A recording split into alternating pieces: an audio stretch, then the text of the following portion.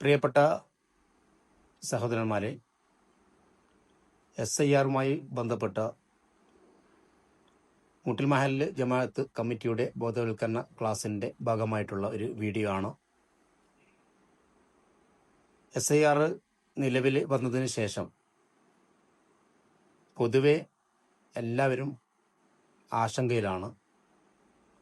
അതുമായി ബന്ധപ്പെട്ട പൊതുജനങ്ങൾക്കുള്ള സംശയങ്ങൾ ദൂരീകരിക്കുക എന്നുള്ളതാണ് ഈ വീഡിയോ കൊണ്ട് ലക്ഷ്യം വെക്കുന്നത്.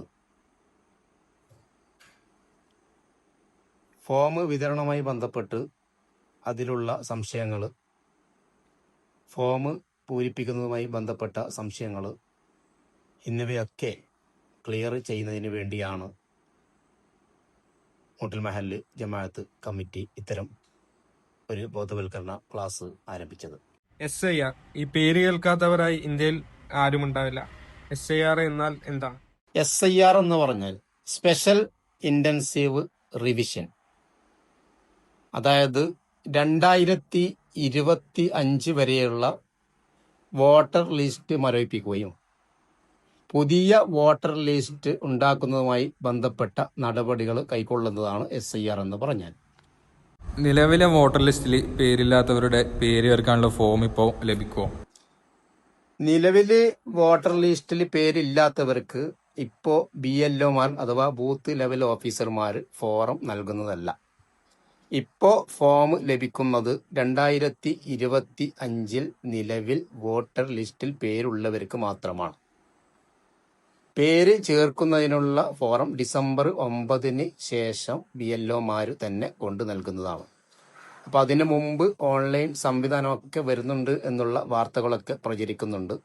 അതിൻ്റെ കൃത്യമായ കാര്യങ്ങളൊക്കെ പിന്നീട് അറിയാൻ പറ്റുള്ളൂ. നമ്മൾ പൂരിപ്പിച്ചു കൊടുത്ത ഫോമിൽ എന്തെങ്കിലും തെറ്റുണ്ടെങ്കിൽ അത് നമുക്ക് പിന്നീട് എന്താ ചെയ്യാൻ പറ്റുക?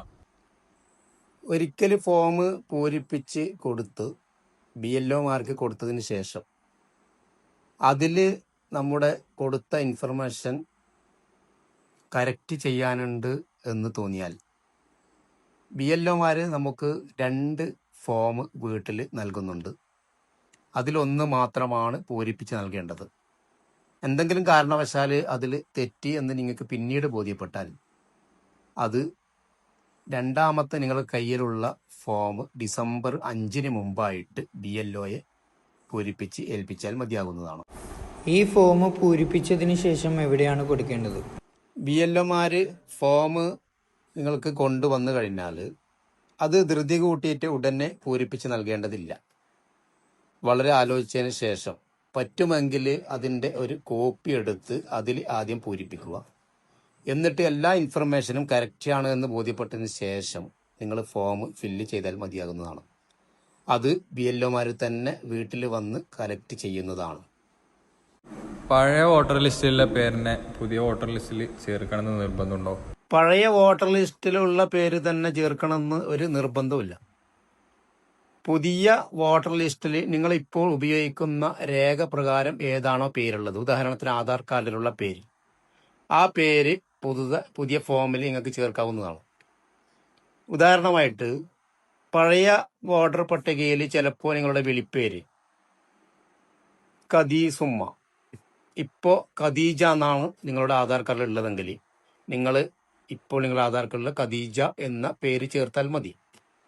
കാരണം ഓൾറെഡി 2025 വരെയുള്ള വോട്ടർ പട്ടിക മരവിപ്പിച്ച് കഴിഞ്ഞു. ഇനി പുതിയ ഏത് പേരാണോ നൽകുന്നത് ആ പേരാണ് നിങ്ങൾക്ക് ലഭിക്കുക. ഇപ്പം നമ്മൾ ഫോം പൂരിപ്പിച്ചു കൊടുക്കുമ്പോൾ അതിൻ്റെ കൂടെ എന്തെങ്കിലും ID പ്രൂഫിൻ്റെ ആവശ്യമുണ്ടോ? ഇപ്പോൾ BLOമാർ നമുക്ക് ഫോം കൊണ്ടു തരുന്ന സമയത്ത് യാതൊരു വിധത്തിലുള്ള ID പ്രൂഫും ആവശ്യപ്പെടുന്നില്ല.